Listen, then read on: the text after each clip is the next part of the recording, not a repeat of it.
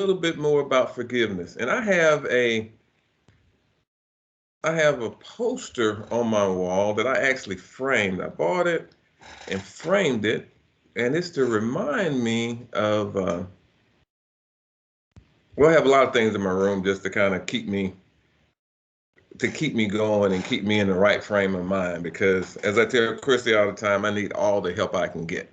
And so I wanted to share this with you. And it said it came from Mother Teresa from doing the research. It may or may not have come from her. Either way, I think she had it on her wall. But either way, I thought it fit right in with what we're talking about. And I wanted to share that and we can discuss it. That's going to be the first part tonight.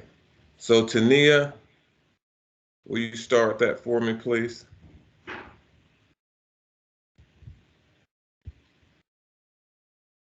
What? I'm sorry. I just walked in the door. Just tell, Okay. no, no, no. I got it. Just tell me what. Send Mother Teresa. It's the one that I emailed to you. Okay, that. Okay. I'm ready. People are often unreasonable, illogical, and self-centered. Forgive them anyway. If you are kind, people may accuse you of selfish, ulterior motive. Be kind anyway. If you are successful, you will win some false friends and some true friends. Succeed anyway. If you are honest and frank, people may cheat you. Be honest and frank anyway. What you spend years building, someone could destroy overnight. Build anyway. If you find serenity and happiness, they may be jealous. Be happy anyway. The good you do today, people will often forget tomorrow.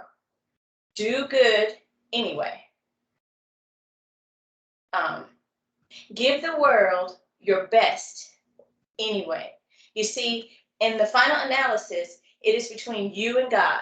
It was never between you and them anyway. Thank you, Tania. And the interesting part on that, the first thing that it says is that people are unreasonable, irrational, all the things we can think of, and forgive them anyway. And the last part that really struck me is that in the final analysis, it's between you and God. It's not between you, it was never between you and them anyway. So, forgiveness, you can forgive all alone, all by yourself, just you and God. So, the person that you're dealing with, you can talk to them about it or not, but it's really for you and it's really about you and giving you peace and your relationship with God. And so I was searching for something that we could talk about tonight. And there is um, there is a parable, the parables by Jesus, and it talks about forgiveness in a lot of detail. And so I want us to talk about that some tonight. So it is from Matthew, it's starting in verse chapter 18, and it's going to be 21 through 25. And so we'll just kind of roll with it. We just open it up and we'll just start talking about it.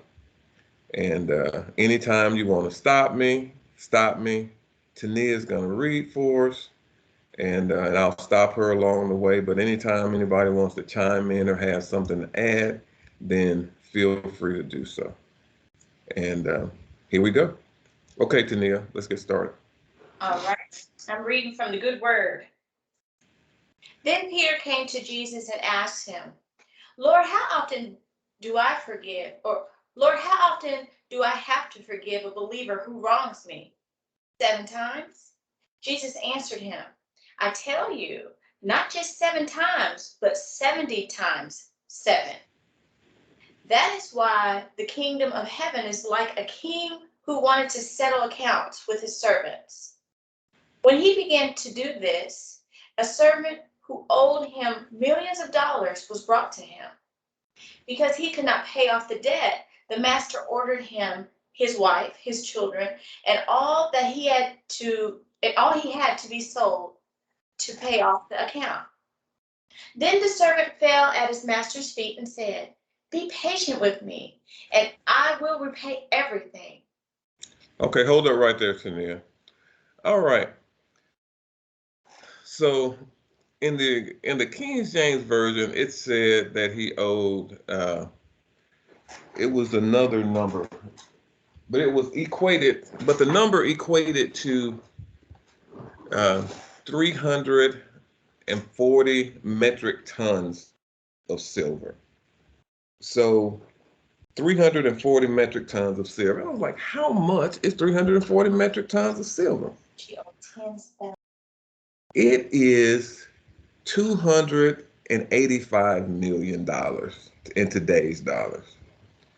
So this guy owed $285 million to the king. It was absolutely no way he could pay him back.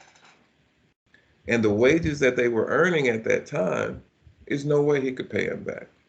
Now we can think of like, how in the world did he owe that much debt? Who knows? I don't know. But it's no way he could pay it. And so in that time, if you couldn't pay, you went to debtor's prison. You and your whole family went to jail. And you still didn't pay off the debt, but you just went to jail and just worked as a slave for the rest of your life. And that is the sentence. So when you think about it in context, that is the debt.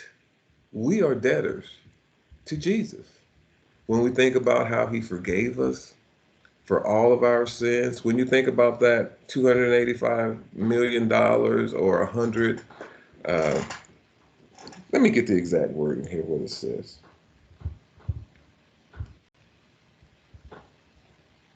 It is, here we go. 10,000 Greek talents is what it is in the King James Version. So 10,000 Greek talents, which is equivalent, again, of $285 million today. So, really this is talking about the debt that we owe, that Jesus has forgiven us. So just think of every dirty, low down, lying, crooked thing that you've ever done. Every mistake that you've ever made, every cross word you said, everything that you've done. That's the debt. All the people you were not nice to, you were not kind, when you lied, when you stole something. Just think over your life. All the stuff that you did that wasn't right. Go ahead, Tania. The master felt sorry for his servant, freed him, and canceled his debt. But when that servant went away, he found a servant who owed him hundreds of dollars. He grabbed the servant he found and began to choke him. "Pay what you owe," he said. Then that other servant fell at his feet and begged him, "Be patient with me. I will repay you." But he refused. Instead, he turned away and had that servant put into prison until he would repay what he owed. Okay, hold up right there, Tania. So check out this fellow. So what does he say at the end? So in the process, let me back up here.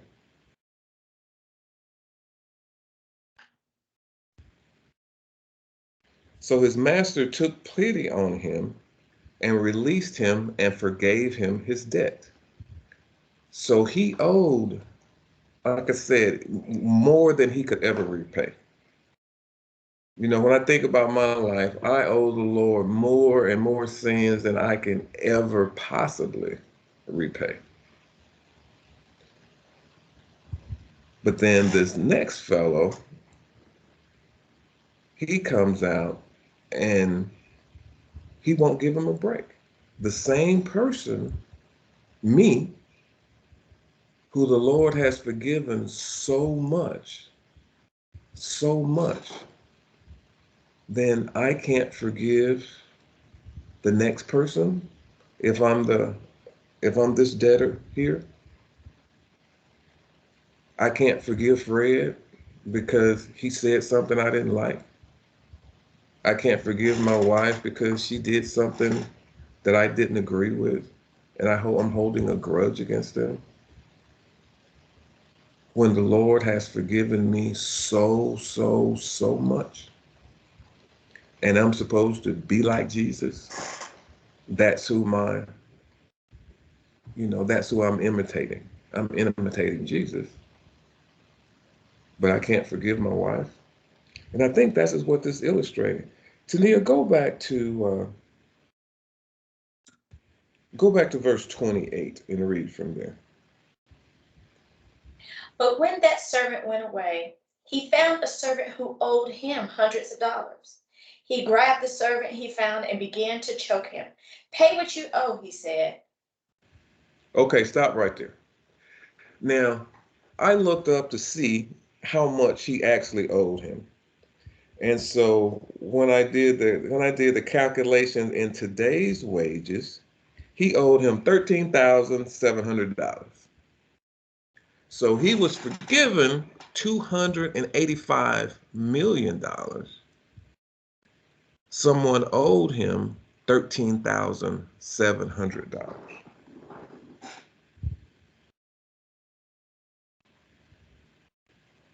Go ahead, Tania, 29. Then that other servant fell at his feet and begged him, "Be patient with me, and I will repay you." But he refused. Instead, he turned away and had that servant put into prison until he would repay what he owed. Okay, let's stop right there for a second.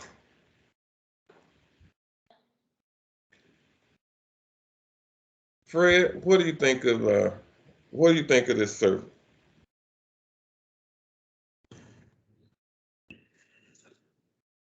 Well, one, he was really harsh. Yeah, And two, he got a really short memory span because he just forgot that he was forgiven all his debt. So, and then you went and did the very thing to somebody else and made it even worse because you didn't have any empathy upon this person like the person had on you. right. Because he could have been in jail and never got a chance to get this money from this person or do this to this person. But it was just so be it that he was given a reprieve, that he was able to be out to even confront the person, that he forgot that he was actually spared something. And but it's that the big I syndrome. I got to get what I got to get, no matter what nobody else thinks or happens. It's all about me. Yeah.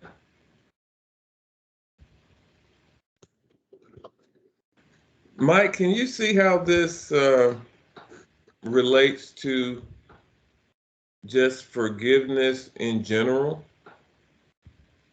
about our relationship with the Lord and then us forgiving each other?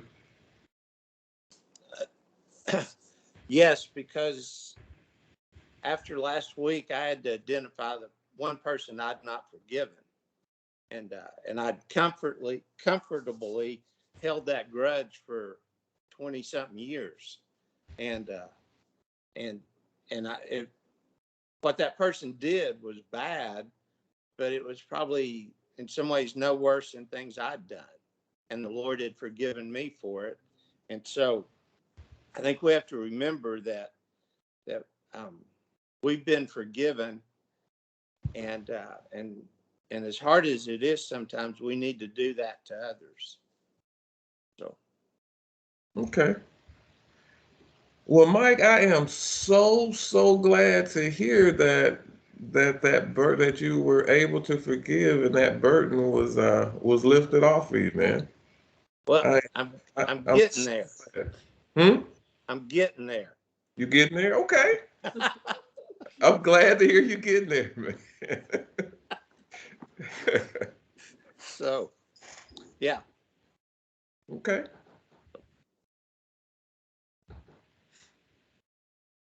Shanita, I know you have some thoughts of this man who was forgiven so much but wouldn't forgive a little.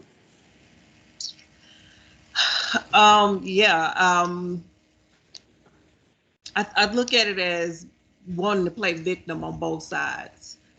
You want to be victim when it's you Okay. wa- wanting to be forgiven, but then you want to play victim when you need to be the one to give forgiveness. Okay. Oh, that's a really good point, Shanita. That is really good. Okay. So on one hand, you want to be forgiven. On the other hand, you just want your money, you know? Right. Yeah, and won't pass that on. Okay. Anyone else have any comments before we continue? I have a question, Virgil. Sure. Do you think that this man, that the man that didn't forgive, Uh-huh. do you think that he did this? I guess what came to my mind was like he did this maybe not to not forgive, but he did this because he owed so much, and he like, look, I'm gonna do everything possible to get the money back so I can pay my king. Now I know the master, well, no, because the master took he wiped his debt away, right? Right. He wiped his debt clean. He didn't owe anything. He cleared Tania, he had a $285 million Yeah, bill that he was gonna go to jail for, and the master wiped it clean. The yeah. king wiped it clean. That I forgot that part because I'm just like maybe he was doing it because he had debt to pay, so he was just on any means necessary. I'm gonna get this money back so I can pay it. But I forgot that the master had wiped him clean. Yeah, he wiped him clean. I think I, this. I, Oh, good. oh, go ahead, Will. No. You go ahead. Okay, thank you. I feel like that the guy who owed the 285 million wasn't Mhm. very sincere. He was doing whatever he could to save his own skin, period. And whatever that took, then that's what it took. If it took getting on his knees and groveling, he did that Mhm. because he showed his true character when he went after the people who owed him money. Right. If he had a sincere heart in all of that, he would have been like, look, I was forgiving this debt. At this point, he can forgive everybody. You owe me Right. 2 nickels. I can forgive you. Right. But that wasn't in his character. So he just showed his true self trying to save his own butt. Okay. You are absolutely right, Stassa, because the fact of it is that with he couldn't make that much money. He couldn't pay it back. He told the king he was going to pay it back, but he couldn't pay it back anyway. And the king knew he couldn't pay it back. So he was saying, so you're right, he was saying whatever he could to save himself, but the king knew he couldn't pay him back. And when someone wrongs us, how are they going to pay us back?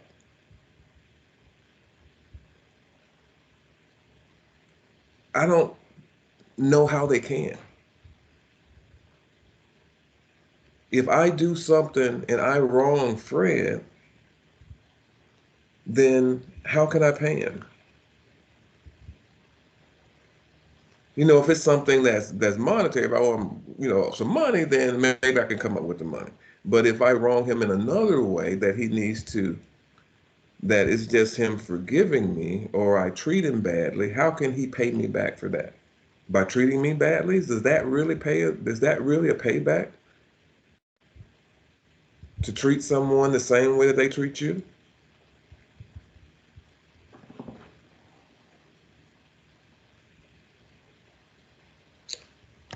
So all right, let's move on. Well, Virgil, not really, because you think that you may be paying somebody back, but they may not receive it the way that you're dishing it out. Right. Okay. Yeah, they might not receive it the way that you're dishing it out. And the thing that I found in my life is that I end up getting, when I'm trying to pay something back, I end up getting the worst end of the stick. I don't pay them something, I end up harming myself. Right. And that's what you end up doing. You end up hurting yourself.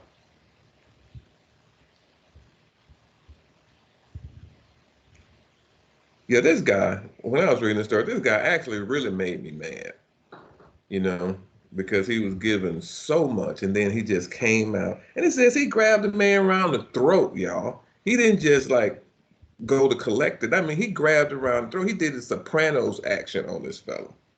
And he had just got free. So, Hey, I got. So go ahead. go ahead, Willie. You say you made it. Say first, I wasn't gonna say anything. I'm like, you know what? I'm just let it go. But I was thinking, isn't this like a perfect illustration of how? And I want to speak for everybody, but I don't. But I'll say I see this as a common place where it's just a complete disconnect. And I think you alluded to it earlier when you said, you won't forgive your wife for this, but or Fred said this and that. And sometimes when we can see it in other people, but we can't really see it in ourselves because we're blinded by that rage, or in this case, this guy's blinded by whatever he think he needs the money for. And he's not drawing the connection like, wait a minute, you would think, because we're reading it, but we're not living it. But we do live this in our daily lives, and we don't make that connection like God forgave us for this, but then we don't forgive our neighbor because they parked on my grass, or they didn't speak to me, or my friend didn't pay me back, and he know we need this money, and we don't think about the debt that we get. Like Christ gave his life. You know what I mean? and Absolutely. we and we are not making that same connection. We're lost also in making that, again, that connection, that we also need to forgive just like Jesus did. And if somebody wrote our story down, then they'd be like, man, I can't believe you didn't forgive your sister because all she said something about was your mac and cheese was too dry. Right. No. Right. I'm sorry, that was really just an example. That Yeah. nobody's mac and cheese is dry. I was like, But I we got don't, my wife and my mama on the call, so that was yeah. just something that popped in my brain. Will, but you are exactly right. I submit to you that in this story, we are the ungrateful servant. We are the ungrateful debtor in a lot of ways. If we really look at ourselves, if we're holding grudges and if we're holding offense or bitterness, we are this guy. That's who we are. When I looked at that, I was like, oh my God, that's me. I don't want to be that person. You know, I don't want to be that person. So like Mike was saying, everybody on my list, I'm shutting them down. It's not like it was that long, but but they're, so it's you just gotta forgive them. And as we go through the rest of the story here in detail, you'll see that forgiveness is your relation. It's between you and God. It's between you and God. And so, thank you, Will. Thank you. Okay, let's keep going. So the other servants who worked with him saw what had happened and felt very sad. They told their master the whole story. Then his master sent for him and said to him, "You evil servant, I canceled your entire debt because you begged me. Shouldn't you have treated the other servant as merciful as I treated you?" His master was so angry that he handed him over to the torturers until he would repay everything that he owed. That is what my Father in heaven will do to you if each of you does not sincerely forgive other believers. Well, whoop-de-doo.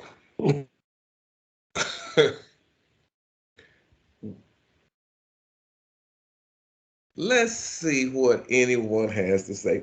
Tania, read verse 33. No, read 32 through 35 again. And slow your cadence down a little bit so everybody can take the words in detail. So then his master sent for him and said to him, "You evil servant, I cancel your entire debt because you begged me. Shouldn't you have treated the other servants as mercifully as I treated you?" His master was so angry that he handed him over to the torturers until he would repay everything that he owed. That is what my Father in heaven will do to you if each of you does not sincerely forgive other believers. Mm. Mm. Mm. Mm-mm. Well, Sister Christy, what you think about that? What was the question?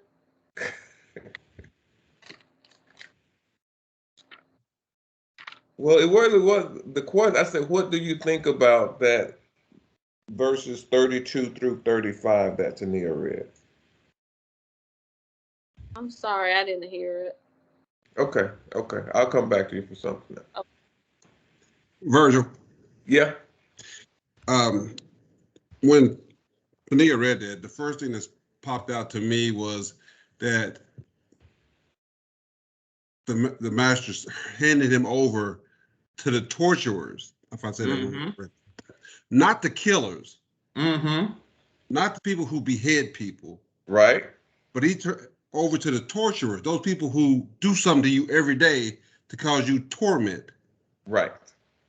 So, in essence, if you were to be able to go do something, you would never be able to pay it back. So they're going to torture this guy the rest of his life. Fred, you nailed it, man. Yeah.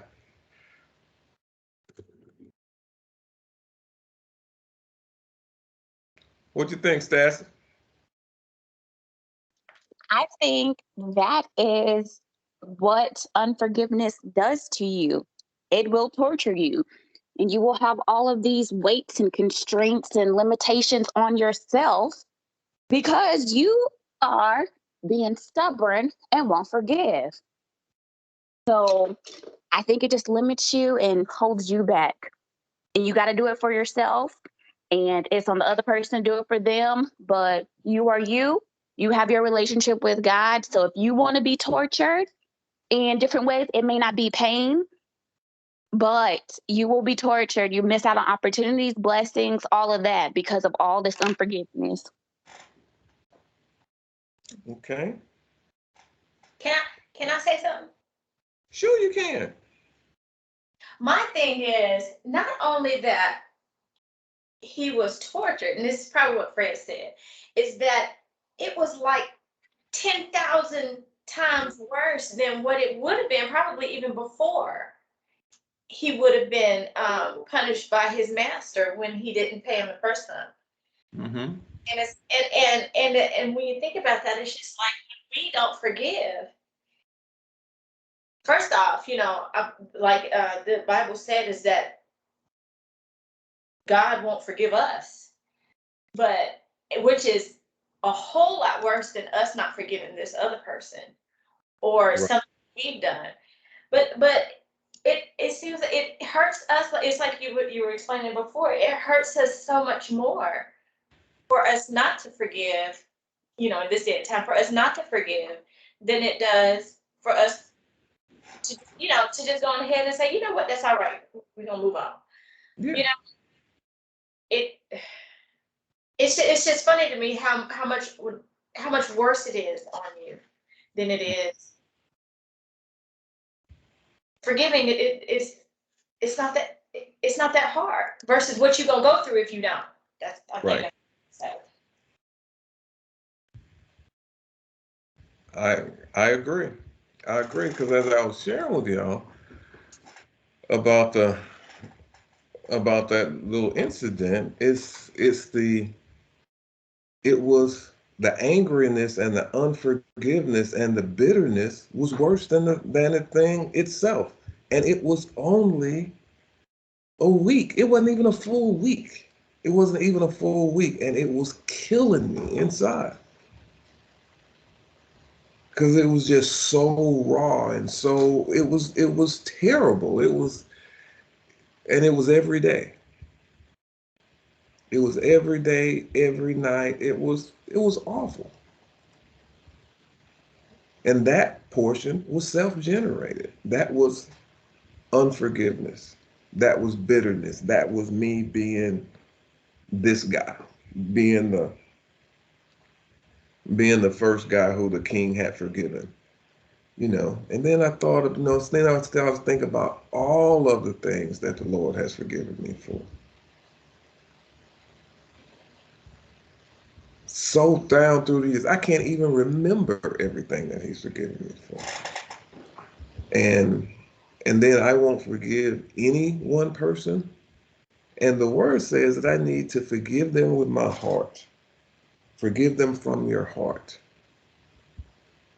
So not just a superficial check the box, but truly forgive them. Because as y'all know, faking it don't work with the Lord. He knows what's up. you know.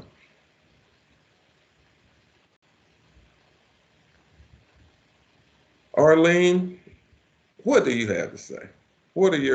Share with us your thoughts or your thinking, your feelings right now. Um, I think forgiveness is very important and it does free you up. But when I think about not forgiving, I think of like having a conversation with God and I say, "Oh, God, I just can't forgive this person." And I can just imagine him saying, "Really? Really?" Jesus forgave the people that nailed him to the cross. I've forgiven past, present, and future. I've forgiven everything. And you can't forgive someone for that, whatever they did. hmm Just rolling his eyes and thinking, try again. Yeah. And and there's little things to forgive and there's big things to forgive. Okay. And it's always a work in progress. There's friends and family and people at work and all sorts of levels of forgiveness. Okay. Thank you. Lisa, I what's lost your take? I lost my voice. Oh, okay. I can't talk. Oh, all right, Lisa.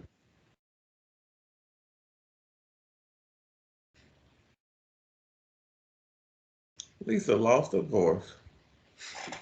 Okay. Well, this verse,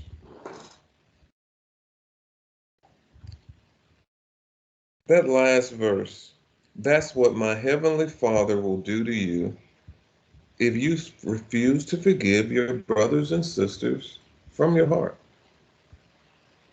So that really hit home with me. And so it's like we really, we're going to follow Jesus. We don't really have a choice. We don't have a choice to forgive, not if we're going to truly follow him, because that's one of the things that you do. He said that, you're his friend if you follow his words and follow his commandments. And so forgiving is one of the most important things that we can do. And so back up a little further in a little more background on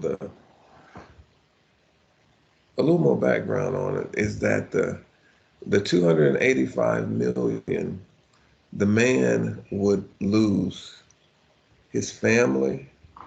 His wife would go to jail. When his wife would go to debtor prison, his children would go to debtor prison, and he would go to debtor prison for the rest of their lives. Now, this is a parable of Jesus, so it's, so there's some symbolism in here. And so when I think about that symbolism that Jesus was giving to us, it's just, how I was just thinking about my family going to jail or going to prison because of the sins of the father. And I know it's all, and I'm not getting into different types of doctrine and all of that stuff, but I know when your family definitely has a lot of effect on you. And me as the father has a lot of effect on my family. And I just think of how much better a father I am because the Lord has forgiven me. How much better a husband I am because the Lord has forgiven me. And and so when you really just put all that together, it's like Arlene was saying, are you kidding me? I just have to forgive Fred or Will. I told my kids that I was going to have a new superpower, and my new superpower was going to be instant forgiveness. They said, "Oh, that's all? That's what you want to have?" It's like, what about super speed, or something else? It's like, no, let's look at it, then I told them, just think about that, how much better your life can be if you instantly forgave things that were wrong, that you felt wrong by. If you instantly did it, as Mike said, that's definitely a work in progress, but we can get a lot better at it. So, Will, what you think about instant forgiveness? What's funny? I came off mute because you actually gave me a different perspective. Because when you first said it, I was taken aback like your kids. I'm like, that invincibility, flying, all them other things you could have chosen. Instant forgiveness, why? And then something just resonated with me, and it was this fundamental thing of once you forgive, and everybody always says that it's for you. You give for you, not the other person. And for whatever reason, it clicked. It's like when you truly forgive, you're freed. Can you imagine being done wrong, or let's say whatever the case may be, something affected you, but then you don't feel bad about it.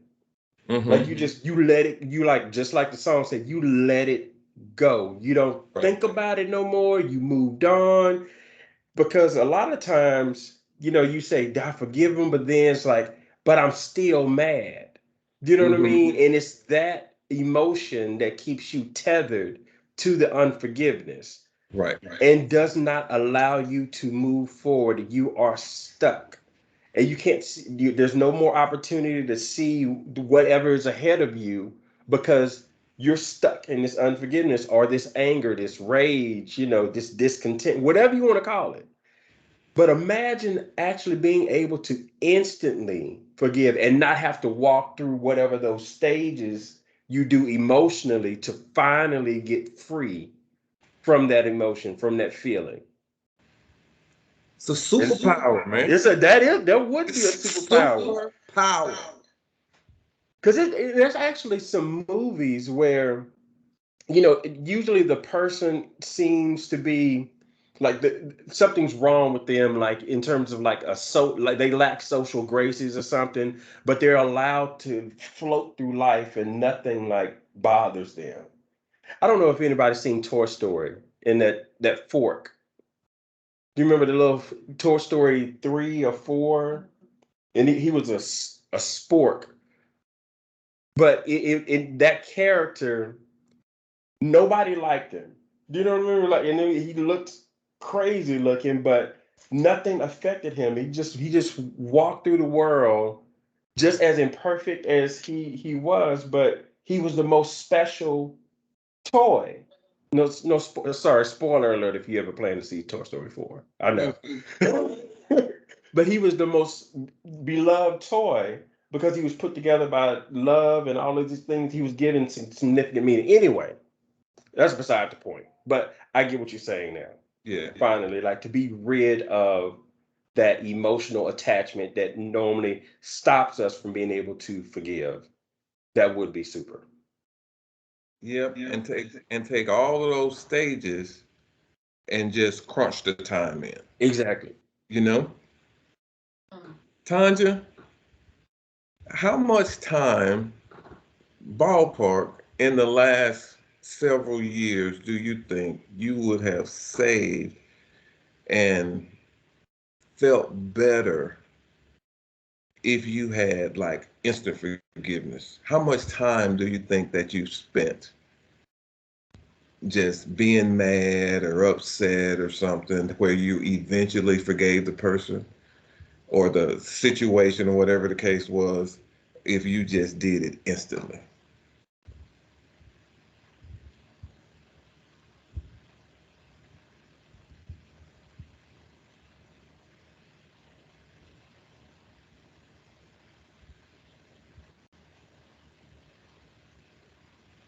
Let's just say more than I would say a lot of time. A lot of time. A lot, but I would say that um, I'm probably a little easier to forgive. Okay. Yeah. Than, well, it depends on what it is, but yeah, yeah. Yeah. I mean, anybody, yeah, I would save time. That's for sure. Yeah, absolutely. Some good time. Yeah. Okay. And I think, and I think everyone would probably when if you're not focusing on it. And so, like I said, recently I've been focusing on it, and I found that it's just been so quick. And I challenge you to just give it a shot. We went to Madison and I went to the movies. Well, Mason was coming. Madison and I was already there. Mason was on the way, and the ticket lady, I had it on my phone, and no, I had the little tickets. And so Mason wasn't there, so we was just going to go ahead and be seated and just leave the ticket with her. And so I asked her about, I said, my son is coming. Can I just leave it with her? She looked at me and she was like, I don't know what to tell you. I'm not going to keep it. I'm not going to hold it. I said, well, he could just pick it up from you when he got here. She looked at me like I was crazy. And Madison looked at her. She was ready to choke the lady. And so we walked in. I said, okay, no problem. We'll take care of it. And so Madison was like, what's wrong with her? I was like, baby, check out this superpower. Bam, I forgave her. Let's go and get us some popcorn, baby. Let's get us some popcorn, enjoy the movie. And that lady probably got all sort of issues going on that we are so blessed not to have. Don't worry about that. Let's keep rolling. And, just something that simple that quickly with someone that was being totally rude, totally just terrible to us, then the superpower fixed it. And we had a great movie. I told Madison, go ahead and get your seat. We got the popcorn. I waited there for Mason. I stood around, waited. Mason came in. I gave him the ticket. She tore it, looked at me. I said, come on, Mason, put my arm around Mason, and we walked to the movie. And that was the end of it. And until now, I hadn't thought about it again. So it's practical in like your daily life. It'll take out road rage, you know, and a whole bunch of other issues like that. So as we go on this holiday weekend coming up, for anybody who's going to be driving, we're going to be driving, and so just just think about that. Just think about just instant forgiveness. And like you said, I know it's a work in progress. But if you think about it and it's top of mind, it'll happen a lot quicker than it would otherwise. And you'll enjoy your day and your time a lot more than you would otherwise. And it'll be moving closer to what Jesus told us to do. Any comments on that instant forgiveness, or do y'all think I just have lost my mind? Well, Virgil, I was thinking about when you said how, and I say this a lot, that you always have to consider your audience, and I talk about that a lot because a lot of times you can sometimes, well, it depends on your personality, people you deal with, but it's like sometimes it's easier for you to move on. But if you have conversations and you magnify the unforgiveness and you talk Mhm.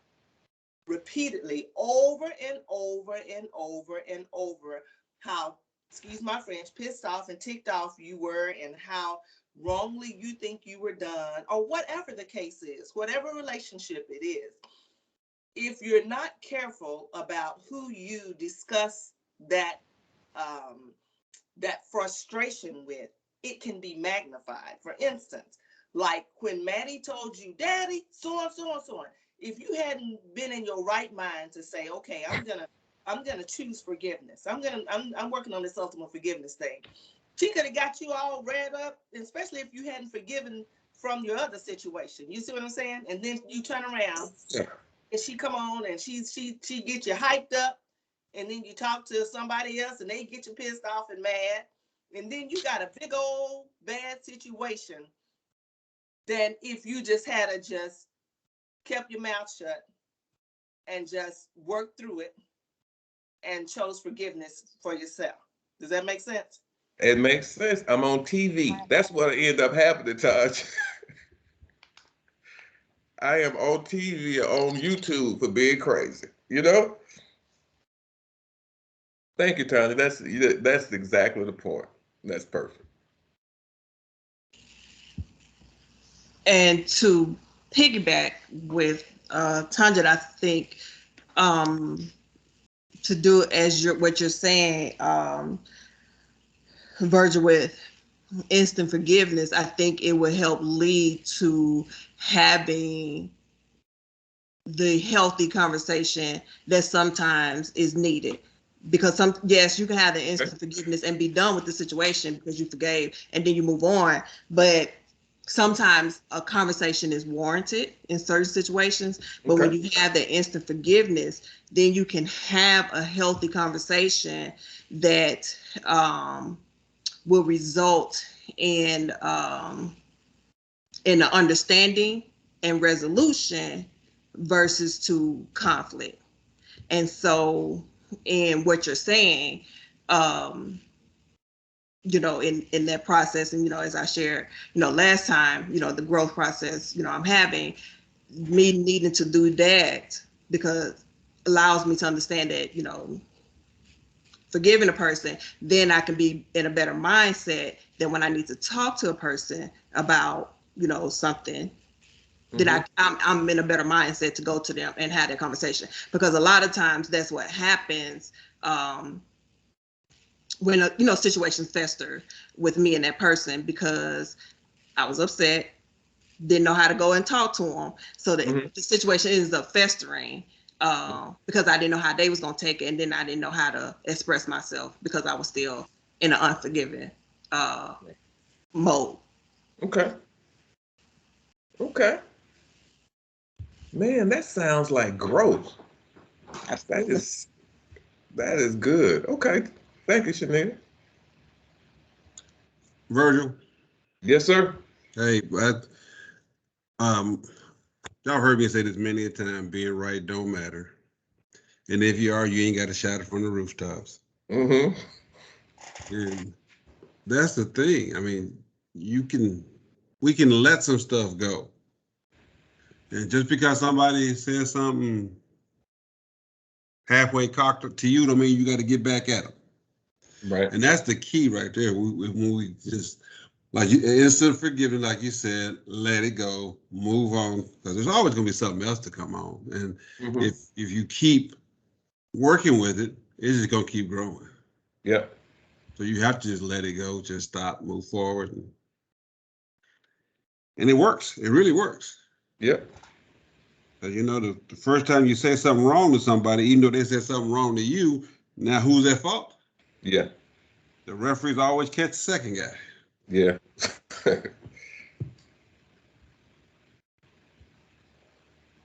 Yep. And Tanya's point was really good too, is that the more you talk about that thing, and the more people you talk to, and then you talk to people who instead of helping redirect you, just feed the fire. We know that happens a lot. They just feed the fire, like, oh yeah, girl, you did that. You did what? And the next thing is just on and on and on, and it just gets out of control. And it doesn't have to be. So we can arrest it. We can arrest so many negative consequences, so much negative feeling. We can claim back so much of our lives, because all we have is the time that the Lord has given us. So I don't plan to spend any more of the precious time that the Lord's given me festering about something that Willie said to me, that he probably didn't even mean it in a negative way, and I'm festering about it. You know, Actually, as I think about it, that's crazy. It's crazy for me to do with the time that the Lord's given to me. All right, y'all, we're coming close to the end tonight. Thank you so much for your participation. Do I have anybody have any more comments before we close out tonight? Anything that's burning that you just feel that you just gotta say? Don't hold back. Okay. All right. So do we have any prayer requests tonight?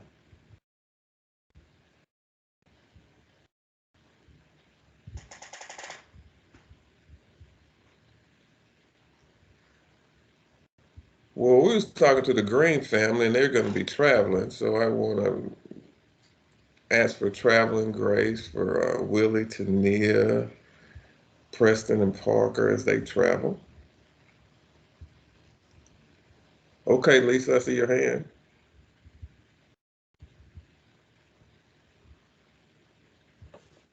Just pray for me. Okay, absolutely. Pray for Lisa, your voice.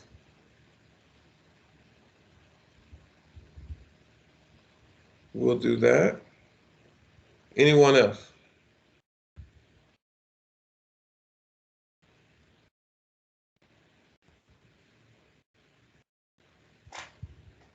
Do we have any praise reports? Yes, Virgil, I have one. So Okay. I've been going through almost a 2-year process during the pandemic of getting certified to become a Lean Six Sigma Green Belt. Mm-hmm. And I got my final revision done yesterday, and they said that they should have results in a week, but they talked me through it. So I'll be certified in a week, and I got more credentials to my name. Beautiful. Beautiful. Do your thing, girl. Anybody else? Virgil, can I ask Stassa a question? Sure. Stassa, Sir. I apologize, but I didn't hear exactly what kind of karate expert you're going to be with a green belt. This is more like process efficiencies and improvement type of a certification. I wish it was karate. That would be fun that the company would pay for something like that. Okay, because that's what I heard. I was like, okay, they got it. No. Okay, thank you.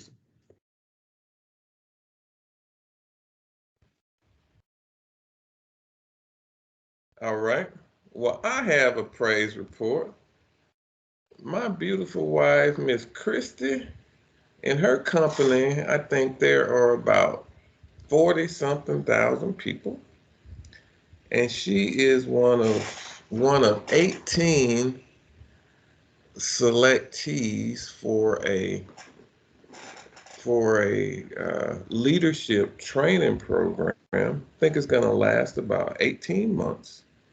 And during that 18-month period, they'll be working with a group of people from Harvard, maybe some people from the Wharton School of Business at the University of Pennsylvania.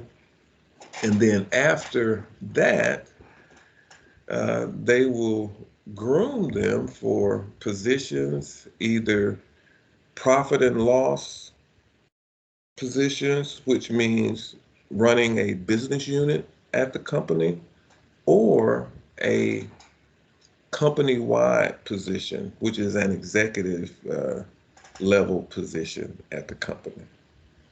So it's a wonderful opportunity for her. And I just thank God, as we talk about all the time, is that her gift will make a space for her. And so I like to just thank God for her and the opportunity that she's been given. I got a praise report. That's good. Can you hear me? Yep. Okay. I was just sitting here and reflecting. I was thinking about everything, and I was like, um, I said that we at our church we have, and I'm gonna speak for them too. I'm sorry, I'm getting y'all blessing too. We have 3 educators at our church that are all of us are teachers, and um, at the end of the year, all 3 of us will be in a. I'm not gonna say we all gonna retire, but all 3 of us will be in a position to retire in May. And I think that is just totally, totally awesome. We have a wealth of knowledge in the education field at our church. Yeah, that is fantastic.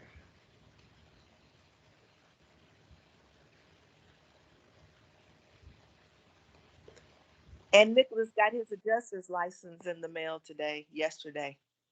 Okay.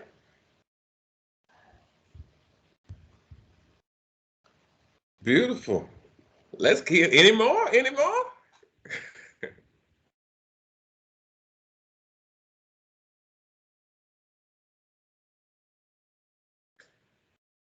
Well, all right.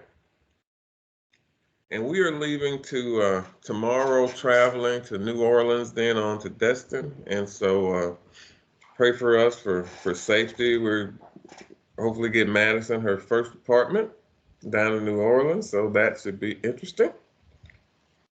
So so yeah, that's what we'll be doing for the next week. So just pray us for our safety on the road. And I wish everyone a very happy and wonderful holiday. So if you would bow your heads, please. Dear Lord, thank you for all of your blessings. Lord, thank you for everyone that's on the call, Lord. Thank you for our church, Lord. Thank you for thank you for your so many blessings, Lord. Lord, thank you for letting us have teachers who have went through and taught kids and been in the education system and now have the ability to retire. Lord, thank you for Christie's opportunity. Lord, thank you for Stassa. Thank you for the great things that happened in her life. Lord, bless Lisa. Help her throat feel better, Lord, her voice feel better, Lord. Just whatever is wrong with her body, Lord, just heal her. Help her to feel better. Help her mind to feel better, Lord. Just help her to feel just fantastic, Lord. Just take away all the negativity, any negativity that's around her at all, Lord. Just lift her up. Just lift her up, Lord. Lord, and as Willie and Tania travels, Lord, bless them and guide them and help them as they go forward. And Lord, if there's anyone that I missed on this prayer, Lord, bless them. If there's any prayer that was not requested, Lord, but you know what they need, Lord, bless them anyway. Lord, bless them and give them everything it is that they need, Lord. Lord, you are our provider. You watch over us, Lord, and we thank you so, so much for everything that you've given for us, Lord. And thank you for your son, Jesus, who died on the cross that we might have the opportunity to be forgiven and live a life with you. In Jesus' name we pray. Amen. Amen. Brother Will?